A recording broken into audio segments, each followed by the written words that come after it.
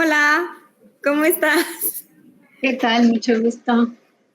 Hola, pues para los que se conecten en la página de la licenciatura y el Facebook de la licenciatura, pues bueno, mi nombre es Isis Pérez, soy docente de la licenciatura en Artes y el día de hoy tenemos, con el motivo del mes de la mujer y mañana el Día de la Mujer, pues quise que tuviéramos en nuestra casa, aunque sea de lejitos, a una de las grandes artistas de este país y una de las fundadoras del único, bueno, el primer grupo feminista de artistas en México, Polvo de Gallina Negra, y pues para mí es un placer siempre escucharte y me encanta que los chicos te escuchen porque siempre detonas imágenes y proyectos muy, muy interesantes. Entonces, pues no quiero quitarte más tiempo con la introducción, pues eres una artista muy reconocida y muy querida por todos nosotros. Muchísimas gracias por estar. De nada, siempre es un placer venir por estos rumbos, aunque sea de manera virtual. Y bueno, como generalmente me preguntan cuándo una pieza mía es performance y cuándo no, les digo, sí, porque son muy parecidas mis conferencias a mis conferencias performanceadas. Si traigo delantal de Soy Fuente Primaria o algún otro delantal, entonces eso es performance. Más para que sepan, ¿no? Quisiera irme directo, si se puede, con las diapositivas. Si me pones la pantalla, por favor, Isis. Ahí va.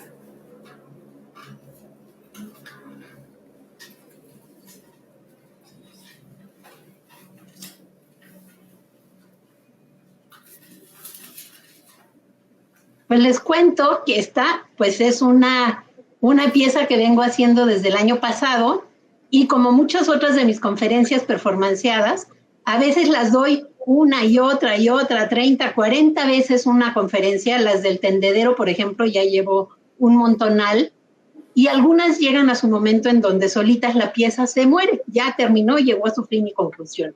Esta pieza es diferente porque se va a hacer a partir de las piezas que vaya yo haciendo en otros momentos y en otros lugares. Entonces, el momento en que ya haya dado yo tantas piezas como hay diapositivas en esta conferencia, se va a acabar. Esta tiene un fin predeterminado. Entonces, para ahorita, ustedes son la quinta repetición. Es la quinta iteración de esta pieza que se llama De cómo fui encontrando mi propia voz. Algunas de las primeras conferencias, que es el proyecto que estoy haciendo para el Sistema Nacional de Creadores de Arte, que tiene que ver con sacar de mi archivo las conferencias que he venido dando desde los años 70 y hacer una reflexión sobre este aspecto del archivo. Entonces les voy a platicar pues de cómo fui agarrando mi voz, porque yo era muy tímida en un principio. Una de mis grandes batallas como feminista ha sido deshacerme de las telarañas patriarcales con las que crecí para tener voz y poder ejercerla. De hecho, pienso que el primer paso contra todas las violencias de género es nombrarlas, pero es difícil hacerlo si nos enseñaron a que calladitas nos vemos más bonitas o a que cuando hablamos claro y fuerte nos tachan de mandonas. Hoy les voy a hablar de cómo fui timidísima de joven y no confiaba en que mis palabras fueran relevantes, pero aprendí a tener voz a punta de conferencias. Les voy a compartir mi proceso personal por aquello de que lo personal es político, pero también porque así puedo hablar de mis dos pasiones, que son el arte y el archivo. Lo primero en lo que hay que hacer es pensar de cómo acabé siendo tan tímida que de joven me aterraba expresar mi opinión. De inmediato se me vino a la mente el cuento de La Sirenita, de Hans Christian Andersen, en el que la sirena está dispuesta a perder su voz, imagínense ustedes, para quedarse con el galán. Desde entonces me pareció muy absurdo, pero de seguro me caló como tantos otros cuentos infantiles. Pero mi familia no ayudaba. En casa, mi papá era la voz autorizada y mi mamá lo promovía. Según ella, él era intelectual, aunque realmente era empresario, pero ella, que estaba dedicada a las artes, que se movía entre artistas e intelectuales, era solo ama de casa. Ella era la intensa, la creativa, la inestable, la que tenía un hijo de otro matrimonio, la que era morena y de la clase trabajadora. Y aunque mi familia Mayer perdió todo en los años 30, muchos se sentían superiores a mi mamá. Por su parte, mi abuela Chelito me decía cosas bien extrañas, como que no mostrara mi inteligencia porque eso espantaba a los hombres. Cuando me lo dijo pensé, pero qué tonta, ¿cómo me puede decir eso? Y luego me sentí tan culpable de pensar que mi abuelita era tonta, que realmente, aunque no acepté sus ideas, la mezcla de los malos consejos y la culpa fueron otro de los factores que me inhibieron. Otra influencia años después fue mi tía Anita. En la foto del lado izquierdo está celebrando su cumpleaños a los 90 años. Ese día me confesó que sentía que había desperdiciado su vida. Pensé que a esa edad mejor ni darse cuenta y decidí que haría lo que fuera para evitar esa situación. También me dijo que ella era pero tan vieja que ya podía decir lo que quisiera. Y yo como feminista, pues nada más no podía darme el lujo de esperarme tanto tiempo. Quizá la única voz autorizada en mi familia fue la de doña Amalia Castillo Ledón, a quien vemos aquí en El Grito de la Independencia en 1959 en Dolores Hidalgo. La tía Amalia fue la prima de mi abuela y toda la familia la acompañó al grito. Yo tenía 5 años y aún lo recuerdo. Ella tuvo varios cargos en el gobierno y sin duda fue la única voz autorizada que hasta mi padre respetaba. Mi primera experiencia ante público fue en la preprimaria, cuando recité María tenía un borreguito en un festival. Me prestaron un borrego enorme que casi me saca del escenario, ante la risa de todas, todos y todes. Oso total. Lo que me salvó, como siempre, es que a mí también me dio mucha risa que me jalara el mendigo borrego. En secundaria me tocó hacer una presentación en la clase de oratoria. Entonces, en esa época me apasionaba la psiquiatría y decidí hablar nada más y nada menos que de la esquizofrenia. Convencí a varios de mis compañeros a que, cuando las nombrara, actuaran sus diversas variantes.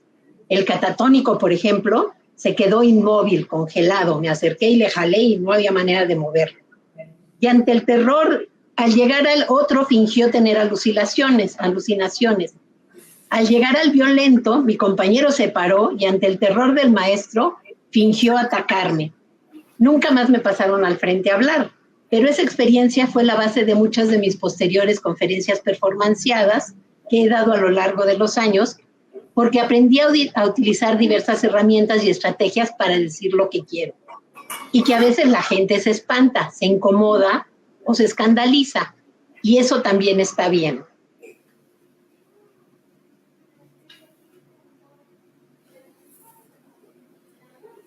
La primera conferencia oficial que di fue acompañada por Juana Gutiérrez y Armando Torres Michúa, mis maestros de Historia del Arte. Acababa yo de regresar entusiasmada de un taller de arte feminista en la escuela, el Feminist Studio Workshop en California, y estaba yo tan emocionada que me dijeron, ahora Mónica, ¿por qué no das una conferencia sobre lo que pasó allá? Al ver mi cara de terror, se ofrecieron a acompañarme para hablar ellos de las artistas del pasado, mientras que yo hablaba de las del presente. Esto fue allá por 1976. Les comparto algunos recuerdos de la época para contextualizar esa primera conferencia sobre arte feminista.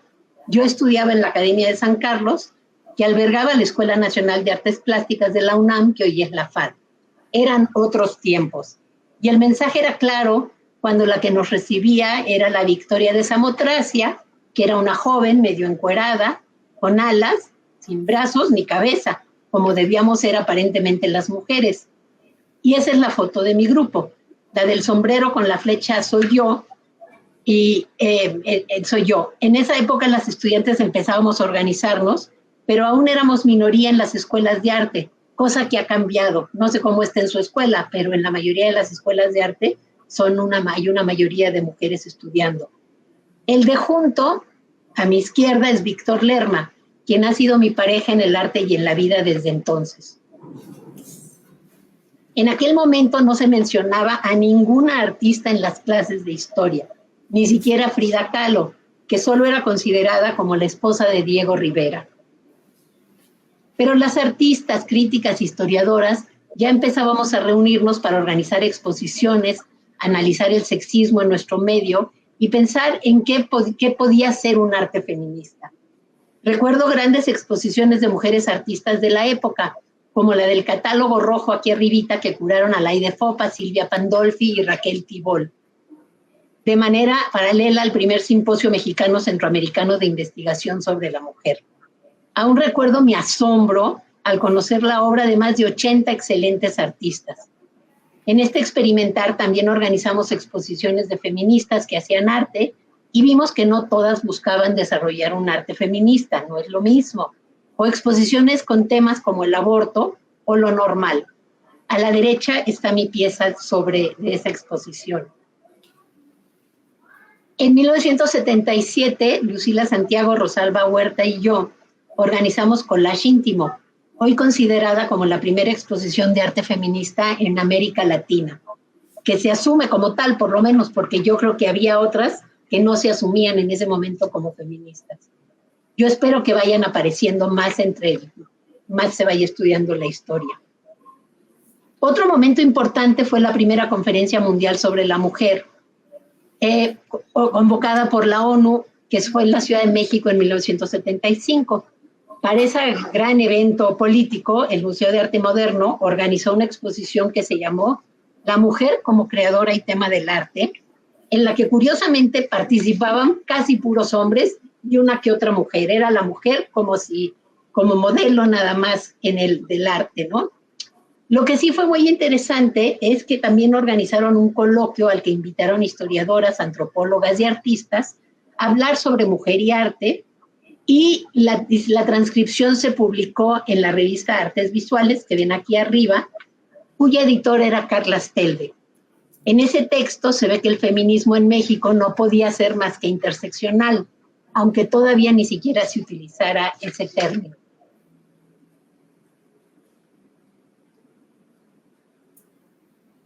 En la misma revista me encontré una entrevista del artista Judy Chicago y la historiadora del arte Arlene Raven.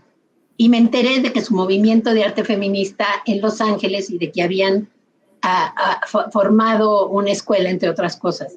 Me fui corriendo a la oficina de Carla Stelbeck a pedirle los datos, las llamé y me enteré que habían fundado The Women's Building, una escuela de arte feminista, y que pronto tendrían un taller de 15 días al que naturalmente me inscribí. Ese taller cambió mi vida.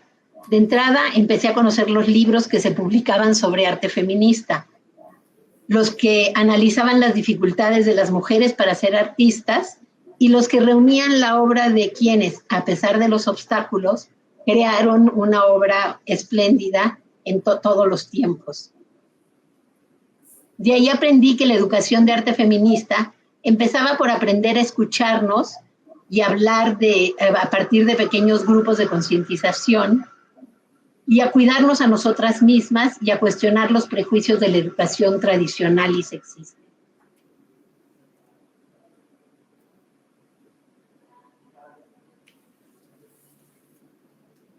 De aquel taller regresé con un paquete de diapositivas de la obra de mujeres artistas del medievo del siglo XX y un guión con la información necesaria para dar una conferencia. Y empecé a impartirla cada vez que podía. Ahora que estoy trabajando las conferencias, estoy en proceso de hacer esta conferencia, pero para TikTok, hacer cada una de las diapositivas con su pequeña información y juntarlas todas. Ya les avisaré cuando esté lista, ¿no? También entendí que si quería ser artista feminista, pues debía integrarme a su militancia y me metí al Movimiento de Liberación MLM, grupo en el que estaban, entre otras, Lourdes Arizpe, Marta Lamas, Mireya Toto y Ana Victoria Jiménez. Juntas formábamos la Coalición de Mujeres Feministas y editábamos un periodiquito que se llamaba Siwa, la voz de la Coalición de Mujeres. Desde entonces, como pueden ver ahí, empecé a proponer talleres de arte feminista. Yo colaboraba con algunas viñetas en Siwa. Como no había grupos de arte, cuando supe que se había formado el colectivo Cine Mujer, fundado por Rosa Marta Fernández, pues me uní a ellas. Y sin duda ahí fue mi mayor educación feminista. Por ejemplo, trabajé en la investigación para el guión de Rompiendo el Silencio, una película sobre violación. Y me tocó ir al Ministerio Público a entrevistar al médico que recibía a las mujeres violadas, quien nos explicó que era imposible violar a una mujer porque nuestros músculos entre las piernas son muy fuertes. También dijo que acababa de llegar una señora de 65 años violada y cuyo marido fue asesinada enfrente de ella. El médico ni siquiera entendía su estupidez.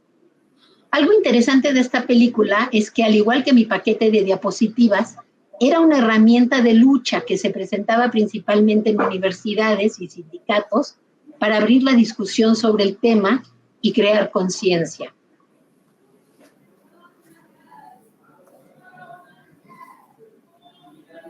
Mi proyecto Traducciones, un diálogo internacional de mujeres artistas, giró en torno a las conferencias. Después de aquel primer taller en el Women's Building y de 2 años participando en el movimiento feminista en México, regresé a Los Ángeles en 1978 para estudiar en el Feminist Studio Workshop el curso de 2 años que ofrecían. Y de manera paralela realicé mi tesis de maestría en Sociología del Arte en Goddard College. Traducciones fue una manera de tender un puente entre mi comunidad feminista de México y la de Estados Unidos. Para este proyecto, que más que un performance es lo que hoy se llama práctica social, invité a 3 artistas de Los Ángeles a que vinieran a México a dar una serie de talleres y conferencias. A la vez, ellas iban a reunir información sobre las artistas mexicanas para llevarla de regreso al Women's Building.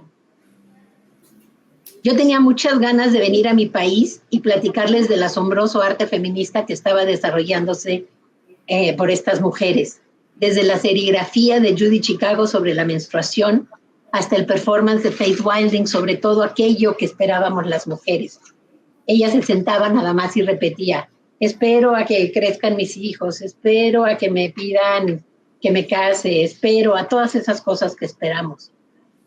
O platicarles también de proyectos como The Dinner Party de Judy Chicago, que junto con otras 400 personas convoca a 39 mujeres importantes de la cultura occidental en esta mesa que vemos aquí, en platos de cerámica con manteles bordados, que recuperaban el trabajo de mujeres a lo largo de la historia.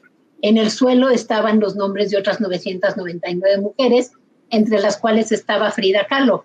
Si hoy se hiciera esta pieza de nuevo, sin duda Frida Kahlo tendría un lugar en la mesa.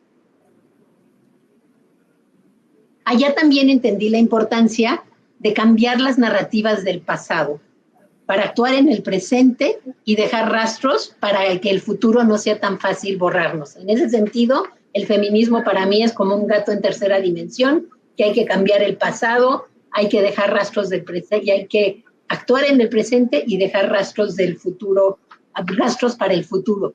Por ejemplo, en esta exposición de galas, The Great American Lesbian Art Show, lo que más me llamó la atención es que al final hicieron un paquete de diapositivas que fueron a entregar a distintas bibliotecas para que quedara rastro en distintos lugares de lo que había sido esta importante exposición.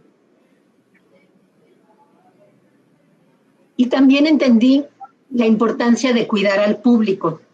Si hacemos una exposición que le movemos el tapete a la gente, como sucedió en Bedtime Stories, que era una exposición sobre el incesto, también hay que dejar un espacio para compartir información, como se ve en la parte de abajo del lado derecho, sobre organizaciones que apoyan a quien padeció, a quien vivió esta experiencia. Durante la muestra incluso había una psicóloga de tiempo completo para contener a quienes pudieran enfrentarse con su pasado de repente al ir a ver esta exposición. En México solo he visto eso en algunas obras de teatro que hablan sobre el incesto. También se hacía arte para las manifestaciones, como es este carro alegórico de Susan Lacy y Leslie Labowitz, para una protesta en contra de la pornografía, que de un lado tenía una virgen y de otro lado tenía un borrego desollado, vestido de corista de Las Vegas, de cuyo vientre brotaba pornografía. En esto yo les ayudé, en esta pieza yo participé. Algo que me impactó trabajando con Susan Lacy fue que ella planteaba que el arte feminista tenía que ser lo que nosotras consideramos que debía ser, aunque otros no lo aceptaran. Un ejemplo es este proyecto Making It Safe, que hoy denominaríamos arte participativo o práctica social, pero que en ese momento ni siquiera tenían nombre, y que son obras cuyo objeto es involucrar al público, trabajar en colaboración y fortalecer el tejido social. En este caso, el objetivo de la pieza era disminuir la violencia en la zona de Ocean Park. Con esto en mente se diseñó un proyecto amplio y complejo que iba desde poner una exposición en la calle principal o dar clases de defensa personal en el asilo de ancianos local, hasta hacer un performance tomando el parque local para hacer una cena manifestación.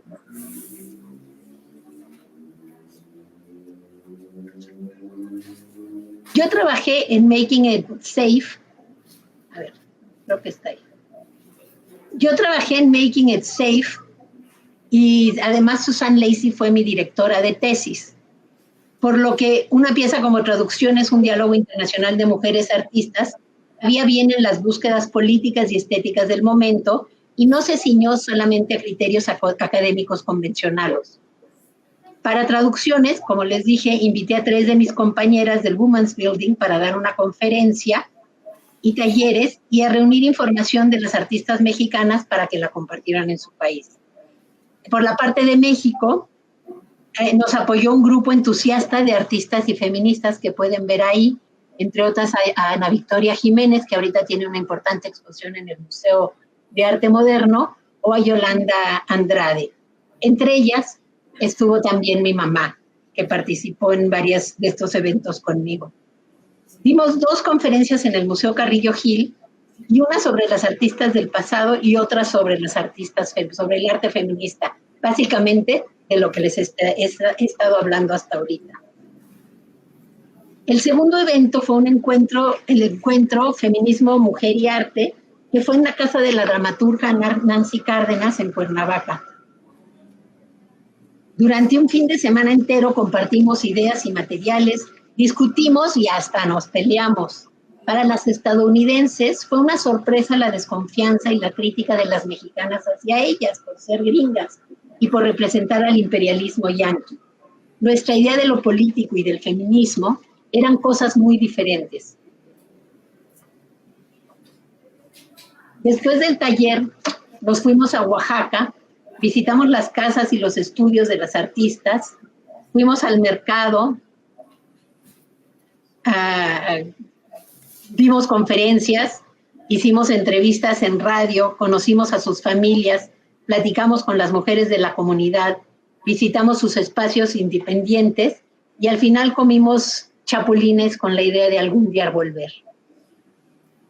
De regreso a Los Ángeles dimos una conferencia sobre el proyecto en el Women's Building y otra en la Universidad de San Diego. Nos referimos a México y a su contexto, a su cultura prehispánica, la popular, la artística, el sincretismo y naturalmente a la maravillosa Coyolxauhqui, que apenas acababa de ser descubierta en ese momento.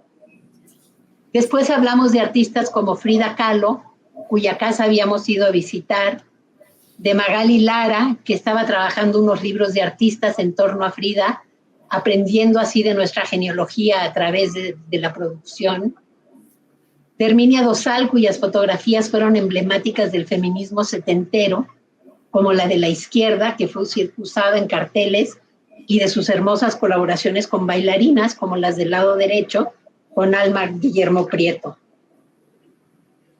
También platicamos de las pinturas de la artista oaxaqueña Marilena García y de su relación con su contexto inmediato, o de los dibujos y grabados de Rosalba Huerta, cuyas formas geométricas nos hablaban de las relaciones interpersonales, o del libro de Ana Victoria Jiménez, que utilizaba el árbol para hablar de la vejez de las mujeres, tema que le interesaba desde el arte y desde la militancia. Julián Castro, que tenía dibujos muy personales y de carteles que reflejaban la joven lucha de los derechos de las lesbianas. O de Yolanda Andrade, cuya fotografía abarca muchos temas pero fue pionera en documentar las luchas feministas y lésbico-gay.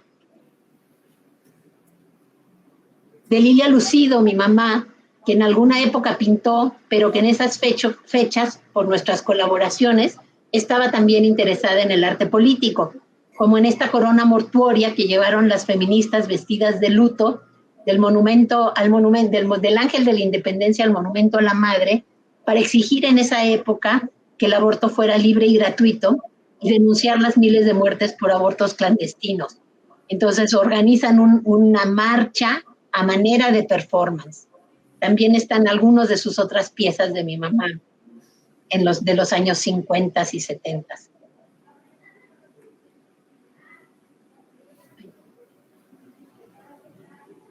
Hablamos de mi propio trabajo, incluyendo mis técnicas mixtas o aquel primer tendedero que presenté en 1978 en el Museo de Arte Moderno antes de irme a estudiar a Los Ángeles. Jo Goodwin, una de las colegas de Estados Unidos, creó una hermosa serie de tarjetas postales en las cuales contrastaba sus ideas con las que conoció en este viaje. Era otra manera de traducir esta experiencia. Traducciones también se presentó en Estados Unidos como instalación documental, con fotos de la conferencia y una repisa con sus guiones en inglés y en español que el público podía leer. Y viajó a Alemania y a otros países europeos como parte de esta muestra que reunió 35 artistas mexicanas de diversas generaciones. Las conferencias sobre arte feminista que dimos en México y la de traducciones acabaron siendo parte de mi tesis de maestría. La academia también tenía que ser lo que nosotros necesitábamos. Asimismo, traducciones y los materiales que generó fueron documentados en la revista Artes Visuales del MAM, y siempre le estaré agradecida por esto a Carla Stelbeck, ya que en un medio artístico muy cerrado, como era en aquel momento el de México, este era el único canal de legitimación abierto a este tipo de propuestas artísticas que entonces eran poco aceptadas. Y aquí les planteo también con todas estas conferencias cómo haces para documentar un performance, que fue una conferencia y que luego se presenta en muchos otros medios. Asimismo, traducciones y los materiales que generó fueron documentados. En mi muestra, si tiene dudas, pregunte, una exposición colectiva de Mónica Mayer que presentó en el MOAC en 2016. Se presentó una versión completa, la versión más completa hasta ese momento, de traducciones. En el blog de la muestra pueden ver cómo se presentó tratando de, como les digo, plantear una cosa efímera en un formato exposición. Y también quedaron 2 pequeños DVDs que hoy están en la colección del MOAC, con el video de la conferencia Traducciones en español y en inglés con el audio original.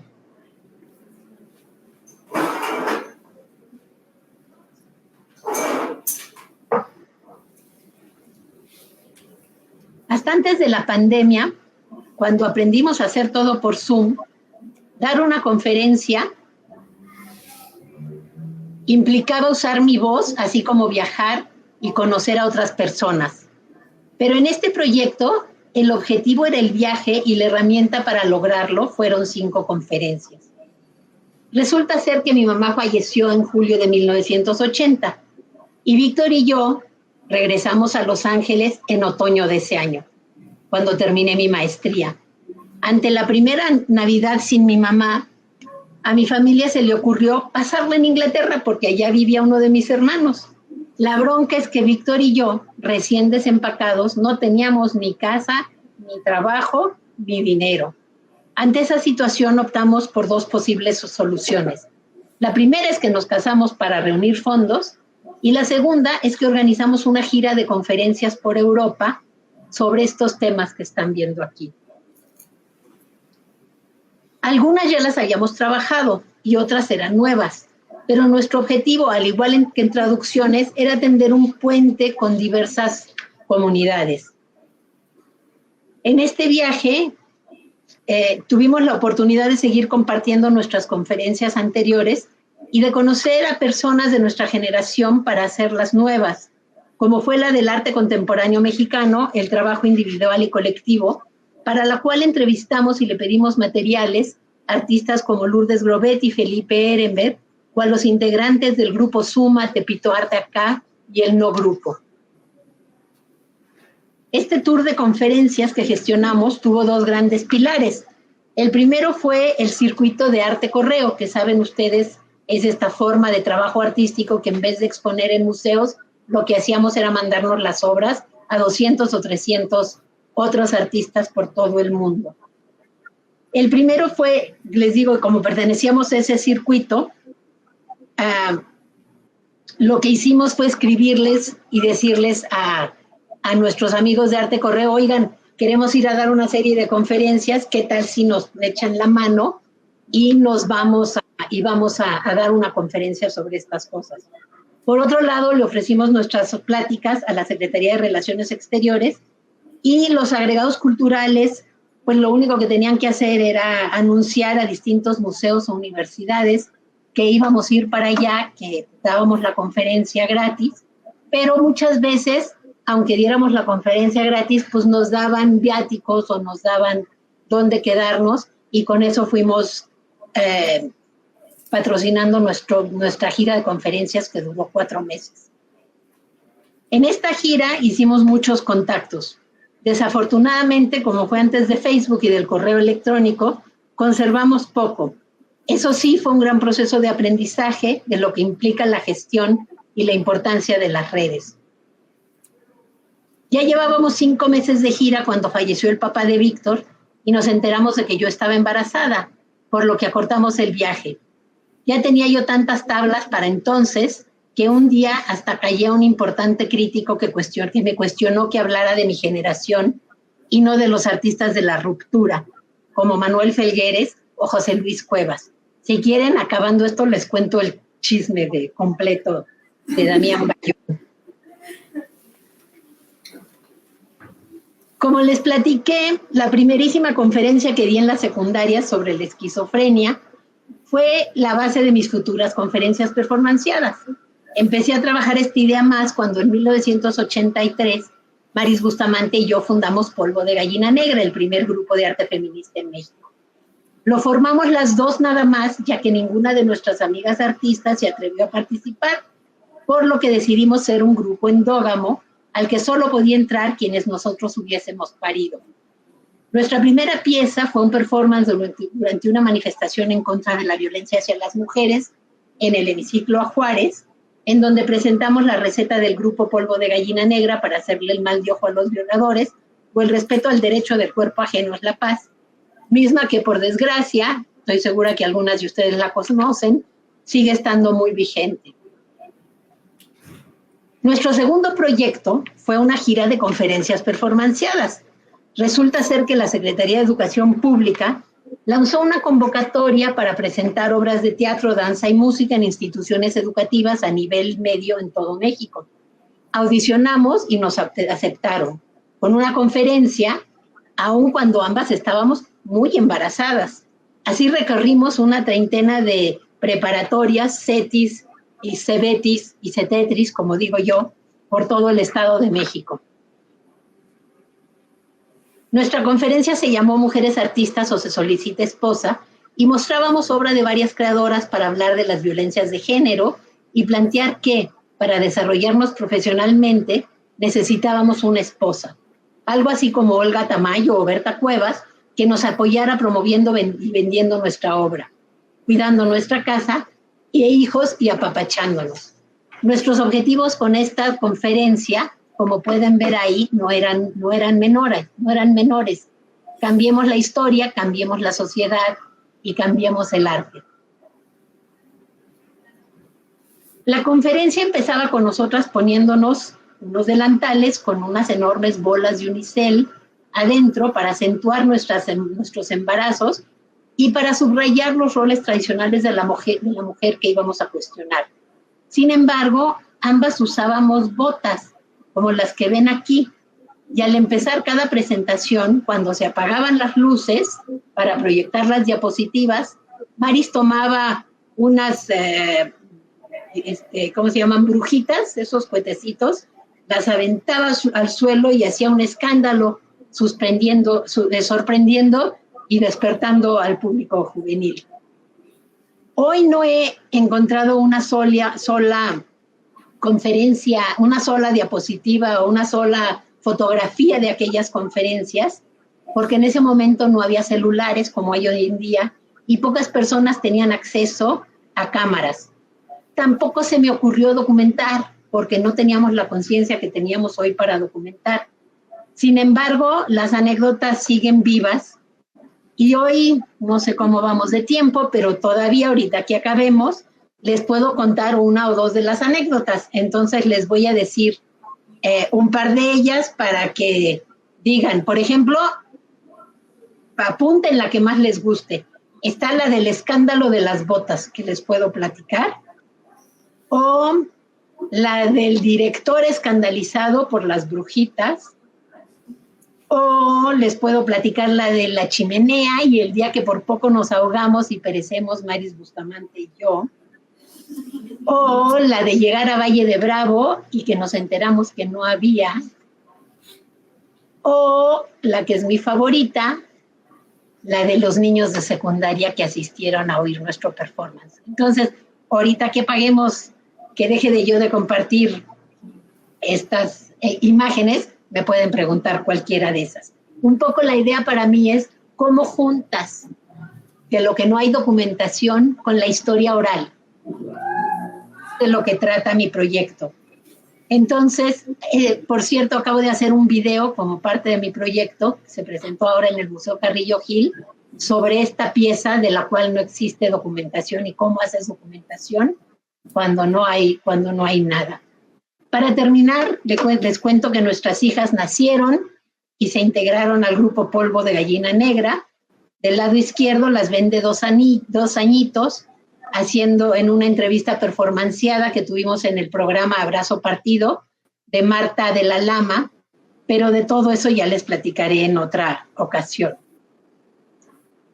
Termino, haciéndome esta pregunta, pero que todavía es más importante si ustedes se pueden preguntar, ¿ustedes ya tienen voz? ¿Cómo la consiguieron? Las mujeres ya nos deshicimos de las telarañas patriarcales que nos hacen hablar menos o hablar más quedito. En ambos casos, pues nada más me queda decirles que las invito a hablar y hablar y hablar. Gracias.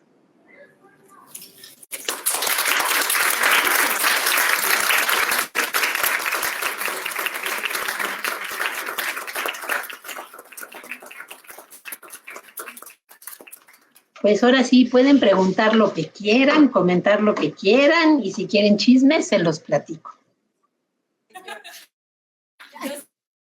Sí. Que si nos cuentas el chisme de los niños de secundaria, Mónica. Ay, ese es mi favorito, porque llegamos al Oro, en el Estado de México, como a las 6 de la tarde, nuestra conferencia era a las 7, y entonces, pues en el Oro a esa hora bajaba la luz, no había luz, había una luz muy tenue, entonces no podíamos usar el proyector de diapositivas. Entonces, pues ni modo, empezamos a tratar de echárnosla así, pero como no estaban las diapositivas y había luz en el escenario, pues veíamos las reacciones del público.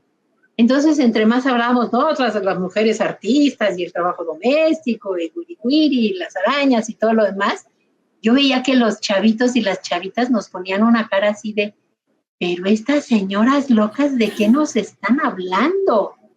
Así tan era su cara de asombro que de repente paré la conferencia y les dije, oigan, jóvenes, pues ¿por qué están aquí? ¿Quién los mandó a ver esta conferencia? El grupo Polvo de Gallina Negra. Y me dicen, nos mandó la maestra de biología para que nos enteráramos de la enfermedad de las gallinas negras. Y entonces les dije a los niños, ustedes se van a su casa y nosotros nos vamos a nuestra casa porque aquí de plano no va a haber comunicación. Entonces así nos fue en una de las conferencias que dimos. Lo cual me enseñó que generalmente hay que tratar de preguntarle al público quién es, saber quiénes son, verlas como estoy tratando de verlas ahorita, para ver si no me ponen cara de, qué horror que me está diciendo.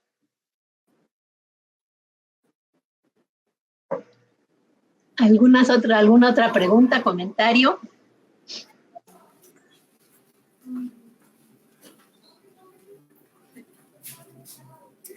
¿Pregunta? También el chismecito del que se escandalizó Dilo fuerte, Iri. No, bueno, va. A ver, ¿cuál? ¿Quieren saber del escándalo del director? Del director. Que se escandalizó por las brujitas. Ese fue en Atlacomulco, que también, pues como les digo, el performance era que nos poníamos nuestros delantales, apagaban la luz y Mari se echaba las brujitas, ¿no? Solo que el director no sabía. Y entonces a la hora de que echó las brujitas, el director furioso prendió las luces y ¿quién echó esas brujitas? ¿Quién hizo ese escándalo? Y nosotras, no, fuimos nosotras. Pero la Maris era bien bárbara con las brujitas, porque también en otra conferencia, de repente un grupo de chavas y chavos se paró, porque no les interesaba. Entonces Maris, que agarra unas brujitas, las avienta al suelo y dice, de una conferencia de arte feminista nadie se sale. Y que regresan y que se... Para sorpresa nuestra, que regresan y que se sientan. De las otras conferencias tendrán preguntas o comentarios. No sé si ustedes hacen performance también. Algunas de los chicos, también ahí están por ahí, bueno, Carlos se acaba de salir, pero tenemos aquí algunos muchachos, pero, a ver, estoy viendo, sí, aquí hay algunos muchachos que hacen performance. Si algo les llama la atención, si hay cuestionamientos sobre la documentación, sobre qué puede considerarse como performance, cuándo deja de ser performance y es práctica social, cuándo es otra cosa por completo. ¿Preguntas sobre eso? ¿Sí? Yo quisiera saber cómo es que, o sea, este tipo de performance, cómo se inicia, ya que yo quiero empezar también a hacer performance, quisiera saber cómo se inicia. Debe que haber una idea clara de lo que quiero hacer o tiene que ver algo más conceptual. ¿Sí lo escuchaste? Más o menos, si me la repites porque estoy media sorda. O un poquito más, acércate o habla un poquito más fuerte. Fíjense porque se... Sí, sé que te pones aquí.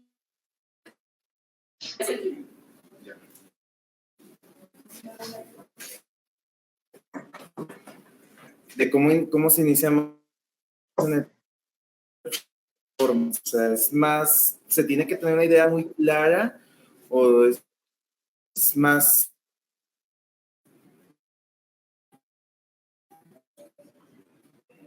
Como que se congeló.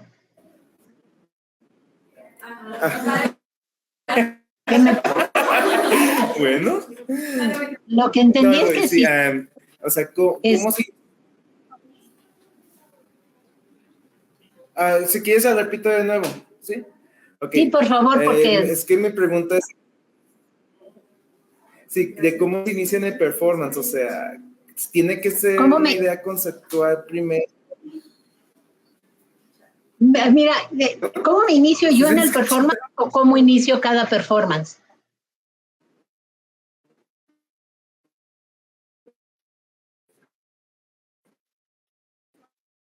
Ya se me congeló. Tiene que tener una idea.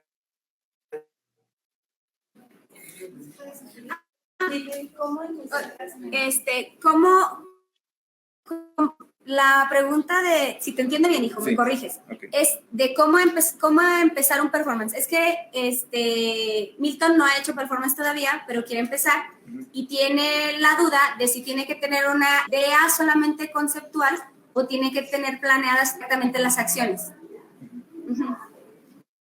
Pues es que varía de acuerdo a cada pieza, al proceso de cada persona.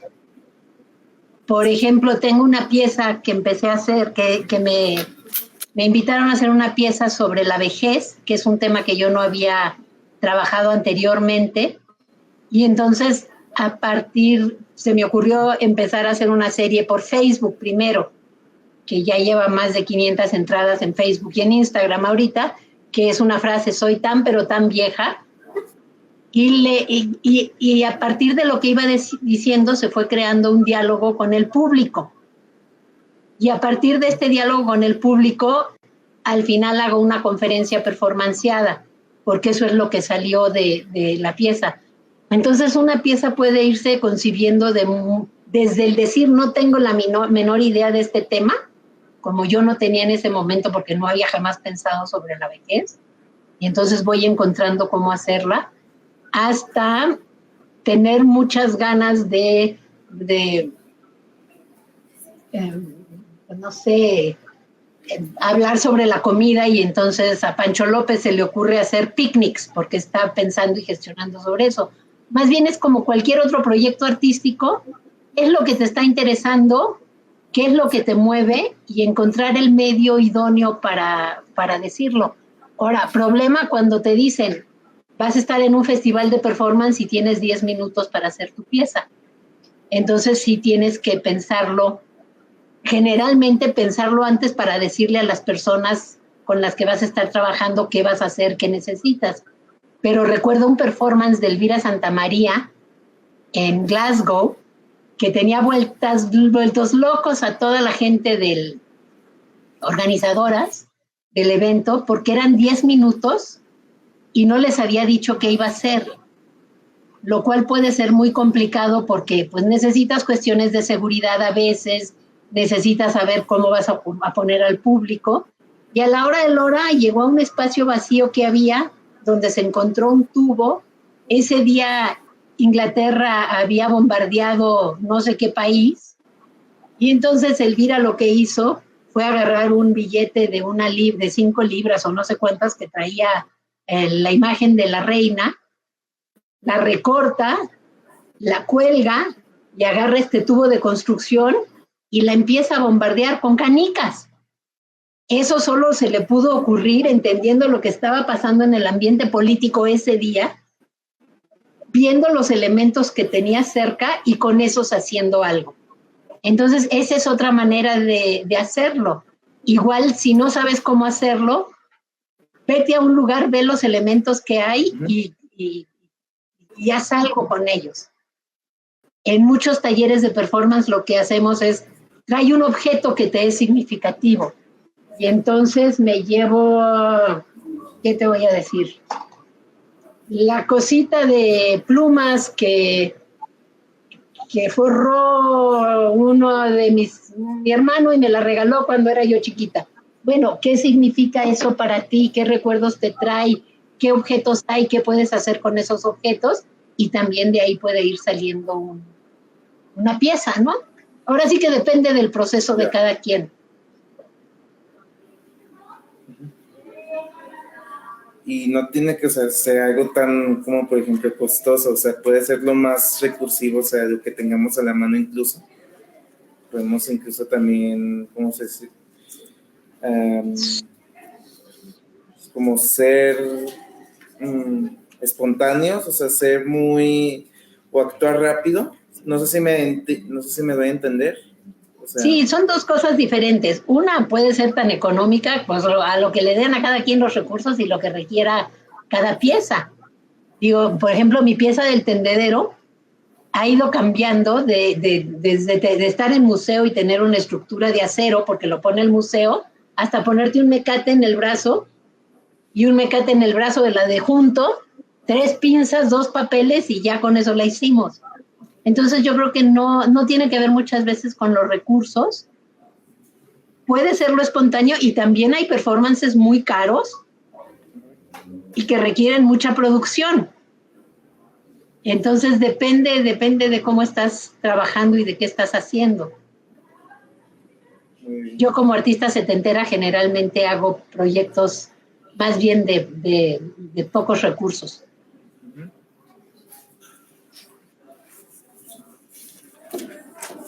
Bueno, también tengo otra duda, es algo de lo que comentó a mitad de la conferencia sobre, bueno, quería saber de este chisme de Felgueres y Cuevas. Ah, estuvo muy bueno, porque me invitan estábamos en Francia y la agregada cultural nos pone en contacto con la Sorbona y nos invitan a la Sorbona a ir a dar una plática y llegamos a dar la plática, no nos dicen con quién es. Y llegamos y entonces empezamos a hablar del arte de nuestra generación, porque pues Felgueres y Cuevas y todos ellos, Aceves Navarro, son la generación de arriba, nuestros maestros.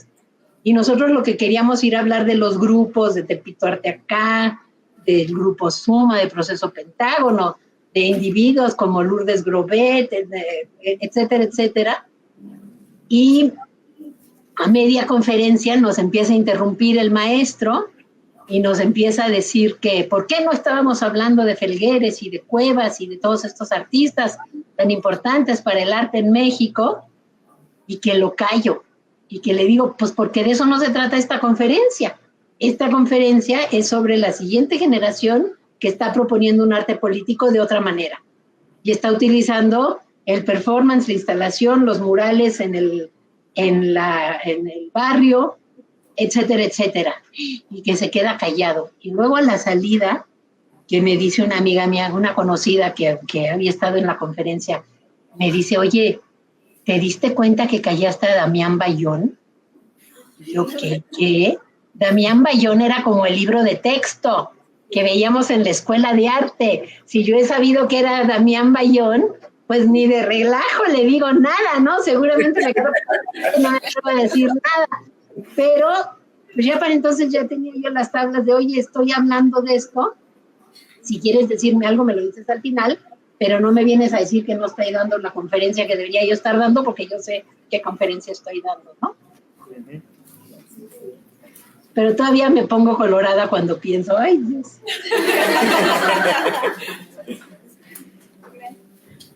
Oigan, ¿y ustedes tienen voz? ¿Voz en general o qué tipo de voz? Pues voz y voz pública, y de que se atrevan a presentar su trabajo y de que no les dé pena y de que puedan dar conferencias y asumirse como autoridades en lo que están haciendo y de que cosas por el estilo. Lo digo porque en general yo lo que noto todavía es que generalmente los que preguntan son hombres y las mujeres muchas veces se quedan más calladitas en contextos académicos y de conferencias, ¿no?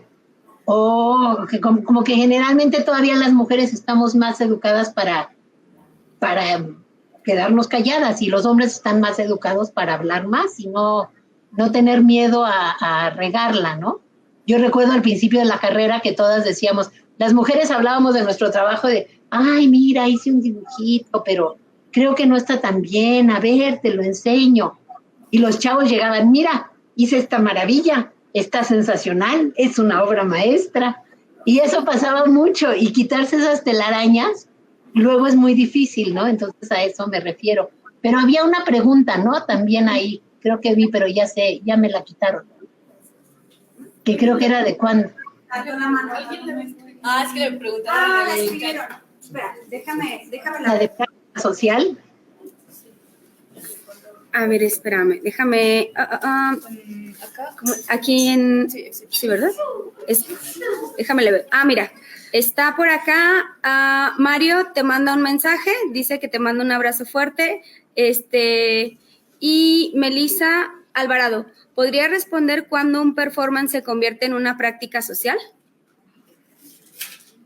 Yo pienso que ambas son de este tipo de trabajo que se salió del cuadro, la escultura, el grabado, etcétera, y tiene más una participación en la vida real.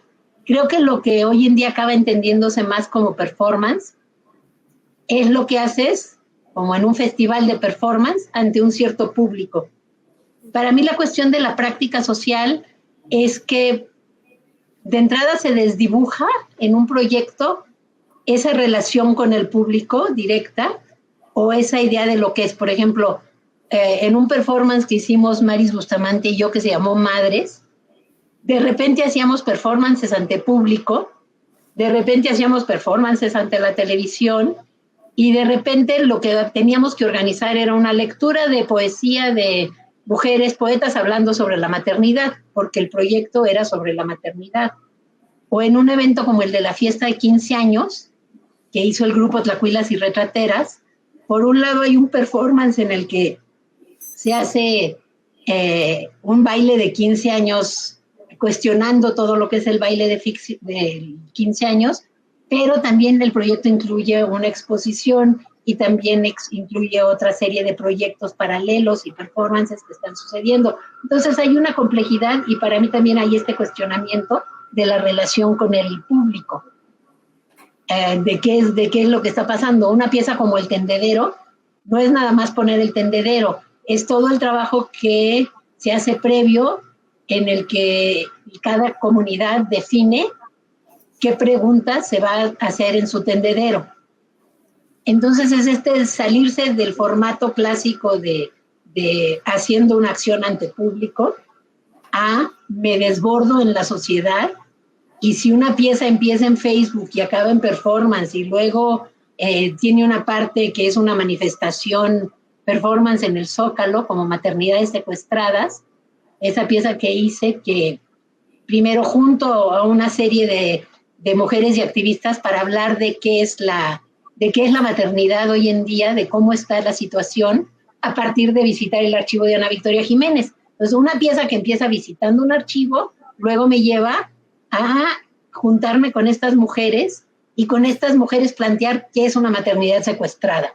A partir de hablar con todas estas mujeres y definir qué es una maternidad secuestrada, esto se va a las redes sociales y obtenemos cerca de 800 respuestas. A partir de eso, la pieza se convierte en una manifestación performance. Entonces, eso ya es una práctica social porque se está moviendo en distintos aspectos y está teniendo una intención de cambiar ciertas cosas de otra manera. No sé si eso es claro. Eso es lo que yo entiendo en mi práctica social. Pero, por ejemplo, Joseph Beuys, al plantar un montón de arbolitos en una calle, eso es práctica social. Hay piezas desde mucho antes que van como mostrándonos otro tipo de acción que no es me paro ante el público y las distintas cosas que se hacen desde el performance, ¿no? Muchas gracias. ¿Otra pregunta? Sí, Iri, acércate.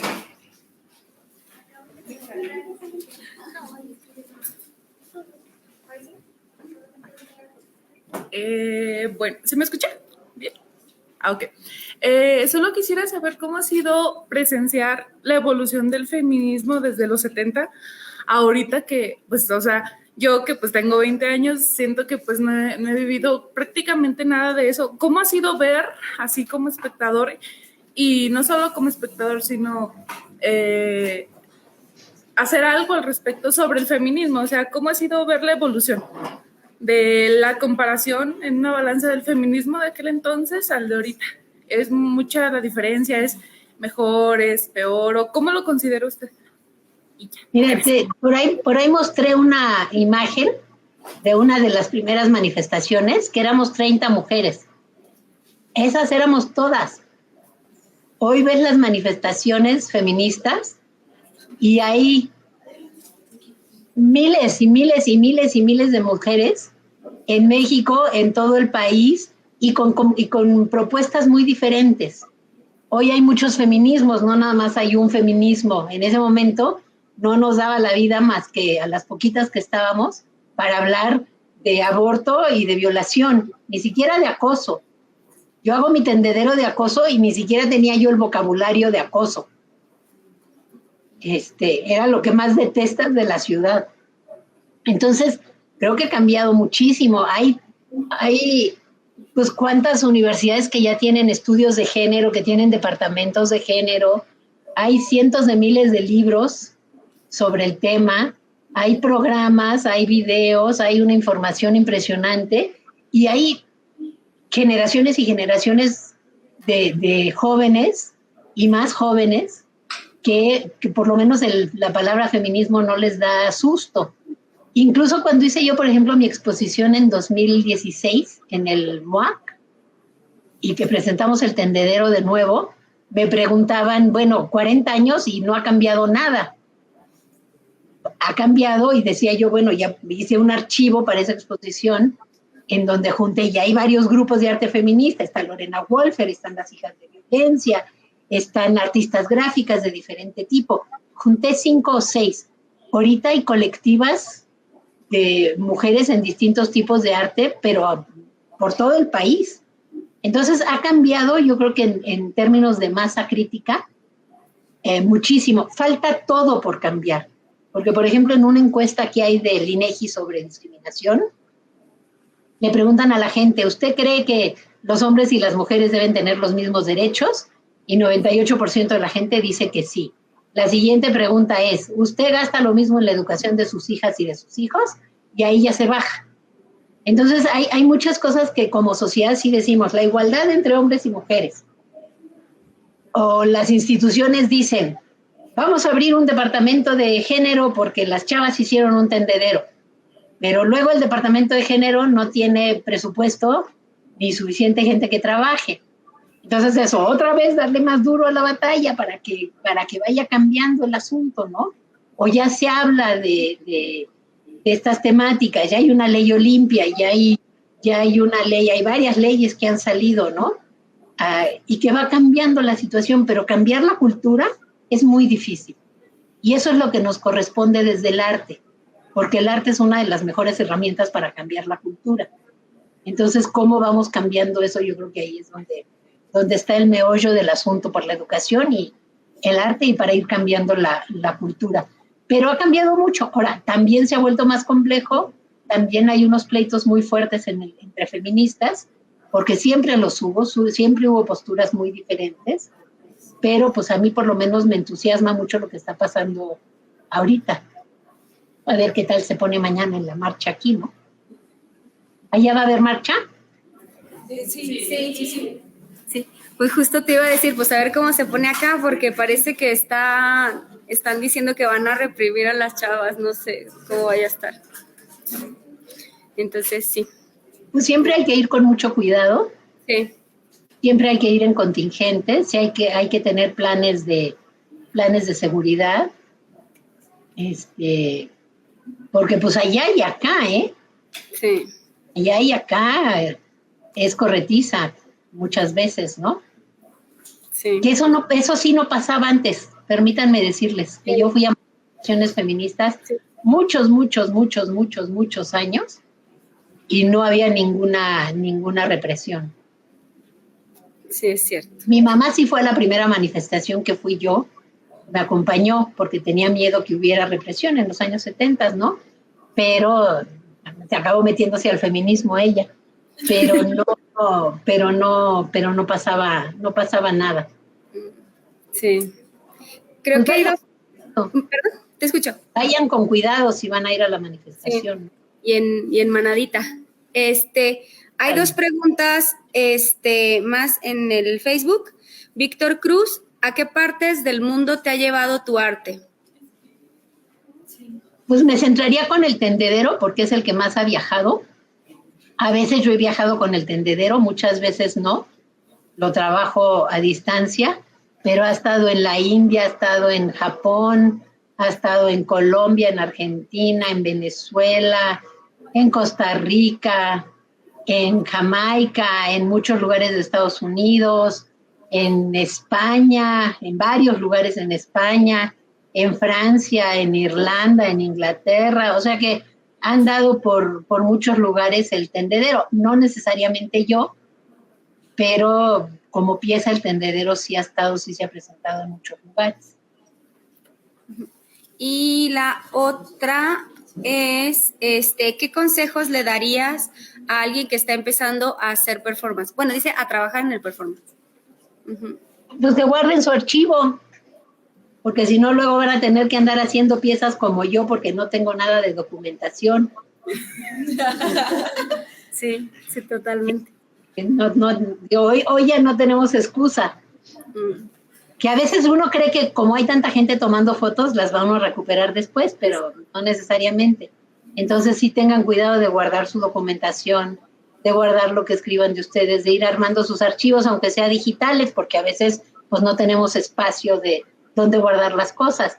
Incluso el primer tendedero pues lo tiré a la basura porque no tenía yo dónde guardarlo. Y ahora me lo piden, que para museos, que para no sé qué, y pues no hay tendedero porque se fue toda la basura porque no cabía en ningún otro lado, ¿no? Sí. Sí, sí. Luego nos invitas a tu casa, que conozcan los muchachos tu archivo, que a mí me encanta que tu casa es más archivo que casa. Porque les cuento a los muchachos que tus baños tienen las paredes repletas de ¿cómo se llama? Bueno, uno de tus baños que tiene las paredes llenas de cajas. Cajas de archivo. Obviamente no es un baño en donde se bañe nadie, ¿verdad? Pero sí, está llena de archivo. Es un horror. Es un horror. A veces digo ya, bueno, ya todo se va a resolver el día que Víctor y yo nos petateemos, porque como sabes, nuestros hijos nos han dicho, y arreglen lo de su archivo, porque nosotros no nos vamos a hacer responsables de todo ese desmadre que tienen ahí ustedes, ¿no? Y entonces ya nos dijeron que lo van a quemar. Y nosotros dijimos, pues eso está perfecto. Si somos artistas del arte, pues sí, somos artistas del arte efímero, pues al final que el archivo también sea efímero. Entonces ya me lo imagino yo en el patio del Museo de San Carlos, que es este patio ovalado. Ahí ya hasta hicimos unas cajitas que dicen para quemar el archivo o algo por el estilo, ¿no? Pero bueno, es toda una reflexión también sobre cómo se cuidan nuestros archivos en las instituciones, porque generalmente las instituciones no hacen su papel que deberían de hacer a la hora de cuidarlos, ¿no? Claro, sí. Muchas gracias. Chicos, ¿alguna pregunta? ¿Una última preguntita? Valeria, ¿no? ¿No? ¿Segura? Ok. Fuerte. ¿Cómo logró usted en el momento en el que usted empezó a hacer performance, cómo logró encontrar esa fuerza para hacer algo que en ese tiempo estaba mal visto? ¿Cómo logró exponer sus emociones en el performance sin que le diera miedo, sin que le diera pánico? Pues pánico sí me daba.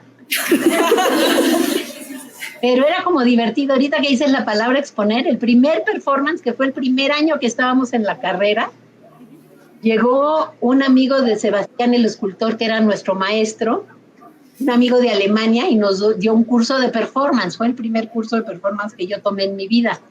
Y entonces, como íbamos a tener una exposición de fin de año, con nuestros cuadros geométricos, porque lo único que nos enseñaban era pintar cuadros geométricos con masking tape, entonces decidimos hacer un performance. Y el performance consistió en hacer papelitos que tenían nuestras fotos en fotocopia, ¿no? Que decían se expone y la dirección de donde nos íbamos a exponer. Pues nos íbamos a exponer, que es lo que hace uno cada vez que expone o que hace un performance. Y entonces los pegamos por toda la calle. Ese fue nuestro performance. Luego, a la hora de la exposición, hicimos un pastel, porque dijimos, bueno, pues esto es una fiesta, porque pues los cuadros son una tarea, no son nuestro trabajo artístico. Pusimos un pastel grandote, digo, el pastel estaba arriba y lo demás era betún, y pusimos música y armamos una pachanga. Hasta ahí llegaba nuestra idea del performance. Y llegó la crítica Raquel Tibol, que venía a ver otra exposición y que nos regaña. Y nos dice que si realmente estábamos protestando en contra de la geometría, tendríamos que quemar nuestros cuadros. Y nosotros, ay, chale, tan caros que le salieron a nuestros papás, no vamos a quemar la tela y el bastidor, ¿no? ¿Qué te pasa? Y mi mamá, que era como de la edad de Raquel y tenía voz, agarró un paquete de serpentinas que estábamos aventando por todos lados y le dijo, ay, Raquel, no estés tan amargada, están echando relajo los muchachos, déjalos que se diviertan, ¿no? Entonces, ese fue el primer nivel colectivo en la escuela de arte. Pues lo vas haciendo y vas aprendiendo y sí da miedo, sí da susto, pero a veces es más fuerte lo que tenemos que decir que el miedo y el susto. A mí todavía me da miedo, Y seguro voy a regresar y ver este video. Ay, no lo leí bien. ¿Quién sabe? De hecho, pero no pasa nada. Mientras les divierta lo que están haciendo, ya van de gane.